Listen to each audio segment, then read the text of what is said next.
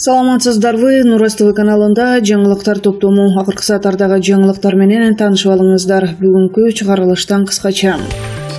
Атамбаев эгер үйүнө милиция кызматкерлери кирип келсе, эмне кыларын айтты.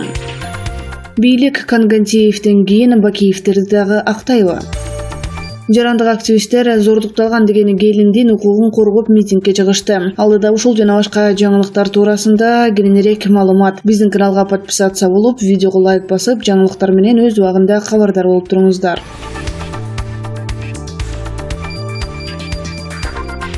Кангантиев 2010-жыл ыңкылаптан кийин кылмыш жаза кодексинин кызматтык ыйгарым укуктардан аша чабуу беренеси боюнча айыпталган болчу. 1-май райондук соту мурдагы министр Молдомуса Кангантиевди бардык айыптоолор боюнча далил табылбагандыктан күнөөсүз деп таап койду. Экс-министрге 2010-жылкы ыңкылаптан кийин Кыргыз Республикасынын кылмыш жаза кодексинин 305-316 беренелери боюнча кылмыш иши козголгон. Сот отуруму учурда прокурор экс-министрди 6 жылга эркинен ажыратууну, 100 000 сом айып салууну, ошондой эле 2 жыл бою эч бир кызматка барбасын деп суранган эле. Бирок сот прокурордун айыптоосун четке кагып, Кангантиевди күнөөсүз деп таап, сыртка чыкпоо жана мүлктүү камакта турсун деген чечимди жокко чыгарды. 2018-жылы тергөө амалдарын жүргүзүп жаткан УКМК Кангантиев 2010-жылы кандуу апрель окуяларына күнөөлүү эмес деген негизде анын кылмыш ишин кыскарткан. Кийин Сооронбай Жээнбеков башка прокуратурага Кангантиевдин ишин карап чыгып, ишти кайра кароону тапшырган болчу. Кангантиевдин соттон аппак болуп акталып чыгышы, өз өлкөлөрүнөн качып жүргөн канкор Бакиевтердин үмүтүн кыйла жандырып койду окшобойбу. Балким кезек бизге дагы жетет деп колдорун ушулап жатышкандар.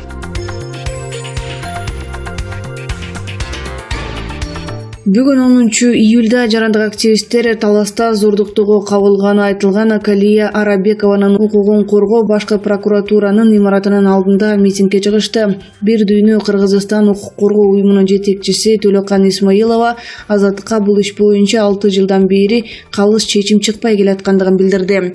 Калиянын тагдыры миңдеген кыргыз аялдарын кейитип жатат. Бүгүнкү күндө мыйзамдуулук орношу керек. Президент былтыр биз менен жолукканда дагы суд системасы иштеши керек. Акыйкат болуш керек, эч кандай туугандык болбошу керек деп айткан. Биз ошону ишке ашырганга болгон аракетибизди жумшап жатабыз. 15-июлда тарыхый чечимди күтөбүз. Мыйзамдуулук Кыргызстанга келиши керек. Укук коргоочулар менен башкы прокуратуранын башкармалыгынын башчысы Умар Туктакунов жолугуп, 15-июлда боло турган сотто алардан өкүл катышаарын белгиледи.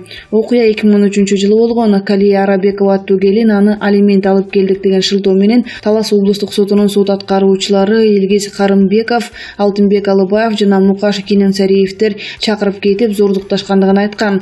Кылмыш жаза кодексинин 129-беренесинин 2-бөлүмүнүн 2-пункту боюнча иш козголуп, ар бири 8 жылдан эркинен ажыратылгандыгы менен камакка алынган эмес жана кийин акталган. Арабекова соттолуучулар тиешелүү жазасын алышын талап кылууда. Бул иш азыр жогорку сотто каралып жатат. 15-июлда акыркы чечим чыгаары күтүлүүдө.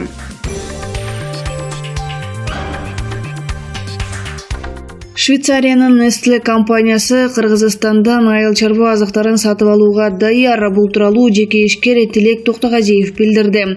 Тилек Токтогазиев Швейцарияда аталган компания менен сүйлөшүүлөрдү жүргүзгөн. Анын айтымында ишкана Кыргызстандын жемиштери даамдуулорун белгилешкен. Эми биз жемиштер, мөмөлөрдү жана жаңгактарды көрсөтүлгөн көлөмдө сатууга келиштик. Алар биздин азыктарды кайра иштетилген түрдө сатып алууга даяр деп билдирди ал. Тилек Токтогазиев Европага экспорттоого кызыккан фермерлерди Кыргызстандын агрардык ассоциациясын жана өндүрүшчүлөрүнүн альянсына кошулууга чакырды. Белгилей кетсек, Тилек Токтогазиев өзүн айыл чарба министрлигине жетектөөгө сунуштаган, бирок премьер-министр ишкерди жаш жана тажрыйбасы жетишсиз деп атаган.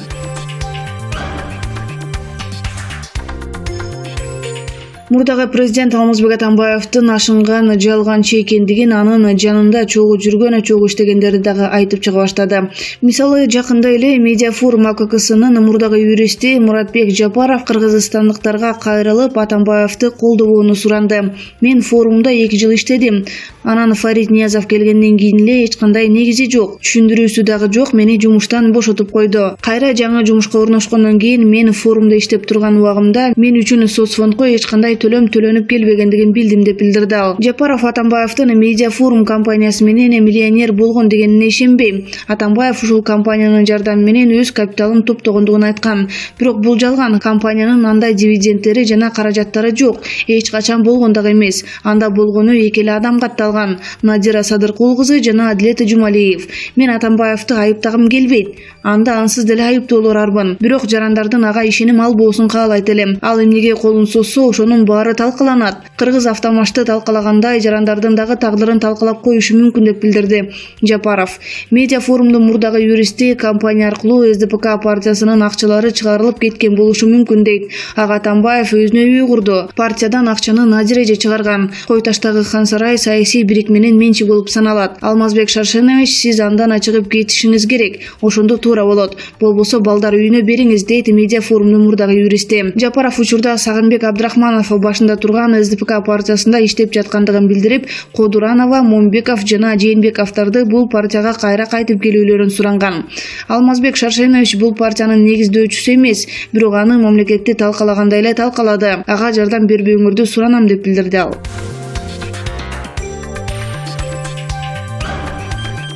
Өкмөттүн Баткен облусундагы өкүлчүлүгүнүн имаратына Достук айылынын 150дөй тургуну Тажикстанга алып кирип кетишкен айылдашы Казбек Мейлибаевдин маселеси боюнча нааразычылык билдирип чогулду. Бул тууралуу аймактык кабарчы жерден билдирди.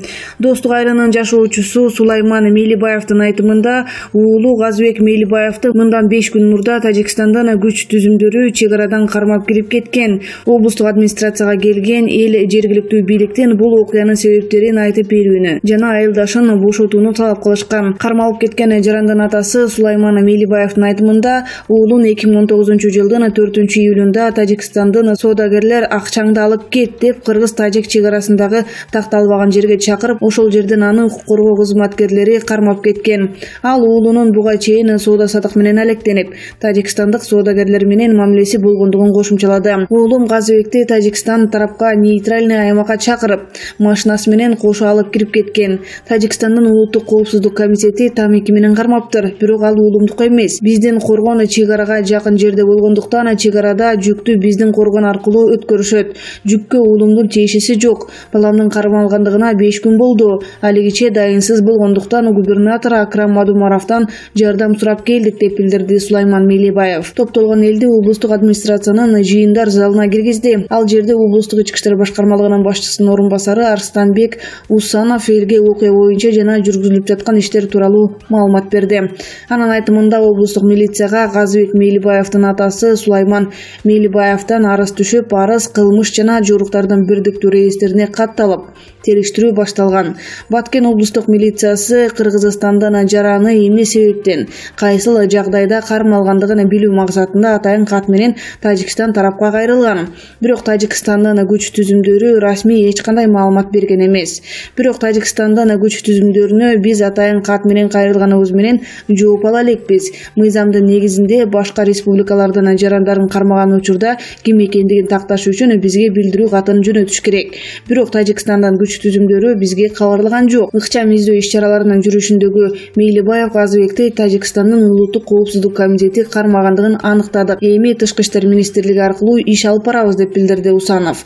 Достук айылынан келгендерди өкмөттүн Баткен облусундагы өкүлү Акрам Мадумаров дагы кабыл алды. Достук айылынан келген Адалат Айтбаеванын айтымында, алар жашаган жер Тажикстандын Исфара району менен чектешет. Айылдашыбыз кармалган окуядан кийин биз айылда жашагандан, ары бери баскандан дагы коркуп калдык. Жаштардын көбү жумуш издеп миграцияда жүрөт. Ал эми калганы чек арадан жүк өткөрүү менен алектенет деп билдирди Айтбаева. Белгилеп өтсөк, кыргыз-тажик чек арасына жакын аймактарда чыр-чатак көп чыгып турат. 3-июль күнү Баткен облусунун Аксай айылынын чыга беришиндеги газ коюучу жайдын 55 жаштагы кожоюнунун Тажикстандан жараны сабап салган факты дагы катталган.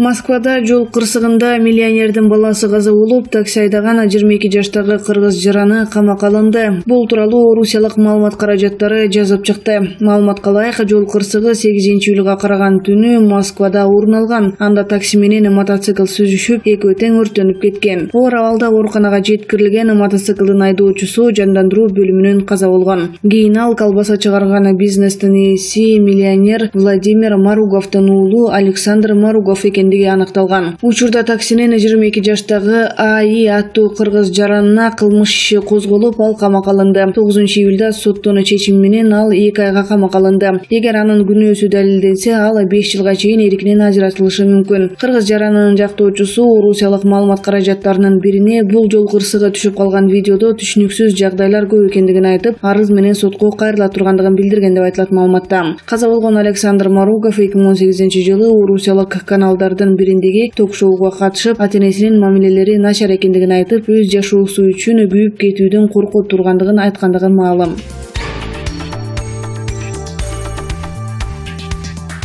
Алмазбек Атамбаев эгер ички иштер министрлиги аны мажбурлап суракка алып барса, барына даяр экендигин билдирди. Анын айтымында, милициянын ыкчам кызматкерлерин үйүнө киргизбей, эмне үчүн үйүмө киргизишим керек?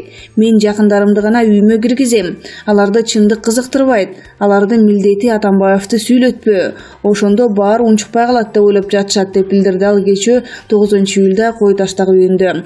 Алмазбек Атамбаевдин юридикалык өкүлү Сергей Слесарев ички иштер министрлиги тергөө башкармалыгына баруудан баш тарткан. Ал мындай чечимин чакыруу кагазы мыйзамдын негизинде жазылбагандыгы менен түшүндүргөн болчу. Чакыруу кагазы мыйзамдын негизинде жазылган эмес. Атамбаевдин иммунитети күчүндө. Кагазды кечээ жөнөтүп, бүгүнкүгө чакырып жатышат. Кагаз менен таанышуу үчүн убакыт керек. Мен кат жөнөтүп, тергөөчү менен сүйлөшөм, деген юрист. Алмазбек Атамбаев ички иштер министрлигинин башкы тергөө башкармалыгына күбө катары суракка чакырылган. Чакыруу 8-июлда Алмазбек Атамбаев Кой Таштагы үйүнө жеткирилген болчу. Кагазды ЗПКнын өкүлү Таалай Усубалиевке аймактык милиционерлер тапшырган. Чакыруу кагазында Атамбаев тергөө башкармалыгына 9-июлда эртең менен барышы керектиги жазылган. Кийинчерээк Алмазбек Атамбаев бул боюнча комментарий берип, суракка барбай тургандыгын айтты. Мен эмне үчүн ички иштер министрлигине барышым керек? Жада калса бул кагазды колума да калбай. Анткени бийлик укук талаасына кириши керек, деген Алмазбек Атамбаев.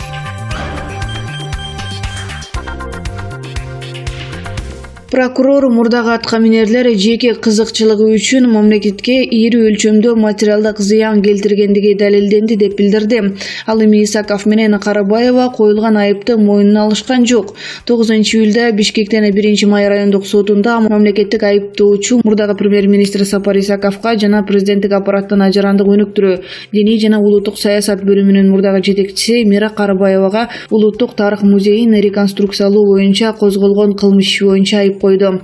Прокурордун сөзүндө 2014-жылдан 2016-жылдары Сапар Исаков жогорку кызматтарда туруп, улуттук тарых музейин оңдоп түзөөгө түздөн-түз катышкандыгы, ал кызматтык укуктарынан аша жаап, ошол кездеги президенттик аппаратта иштеген Мира Карабаева менен мыйзамга каршы байланыш түзүп, мамлекеттин кызыкчылыгына каршы иштегендиги айтылат. Исаков музейди тез убакытта оңдоо менен мамлекет башчысына жагынып, кызматтан жогорулоону максат кылганы белгиленет. Мамлекеттик айыптоочунун айтымында, имаратты оңдоп түзөөгө мыйзамдар бузулган. Мындан тышкары Сапар Исаков менен Мира Карабаева музейдин реконструкциясына катышкан Германиялык Рейер компаниясынын кызыкчылыгын көздөгөн деп айтылууда.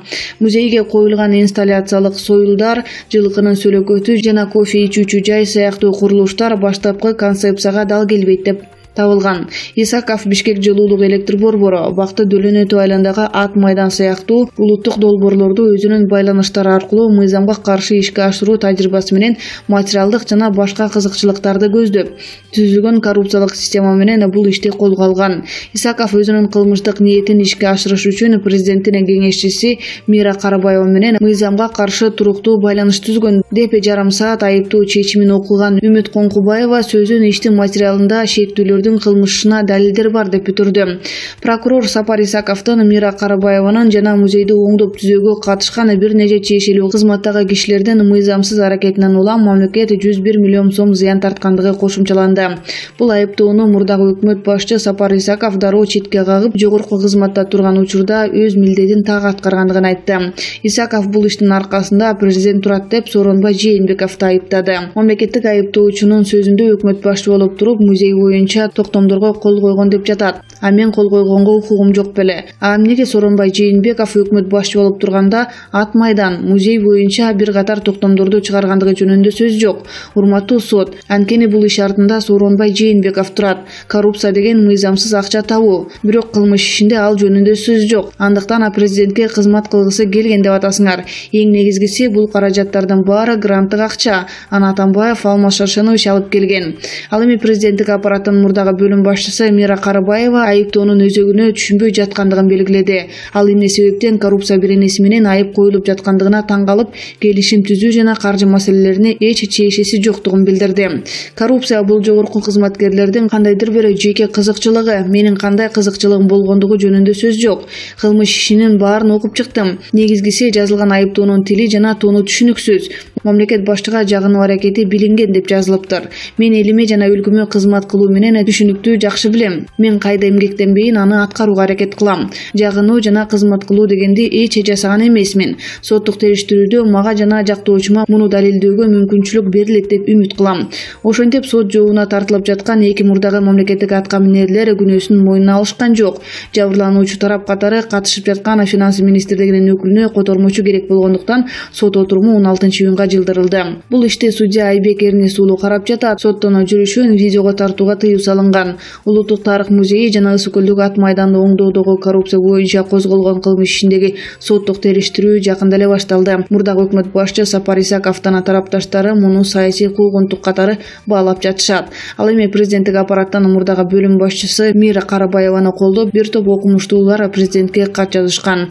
Мурдагы атка минерлердин сот иштерине көз салып жаткан юрист Кайрат Осмоналиев мындай дейт: Мира Карабаеванын ишин окудум, далилдер жок окшойт, актап койсо болот. Ал эми Сапар Исаков ошол топту жетектеген, иштин башында турган. Андыктан сот кесип салышы мүмкүн. Анын үстүндө өзү музейди оңдоп түзүүгө мен көзөмөлдөгөм деп айткандыгы бар. Сапар Исаков Бишкек жылуулук электр борборун модернизациялоодогу коррупцияга байланыштуу деп айыпталып, улуттук коопсуздук боюнча мамлекеттик комитетинин тергөө абагына камакта отурат. Исаковдун айыптоосу боюнча президенттик аппарат үн ката элек. Улуттук тарых музейин жана Ысык көлдөгү ат майданды оңдоодогу коррупция боюнча козголгон кылмыш ишинин алкагында жогорку мамлекеттик кызматтарда иштеп келген 6 адамга жаза кодексинин 303 беренесинин негизинде айып коюлган. Алар Сапар Исаков, Алмаз Абдыкаров, Улукбек Матисаков, Мира Карабаева, Шайбек Атамбеков жана Айдарбек Мендеевдер.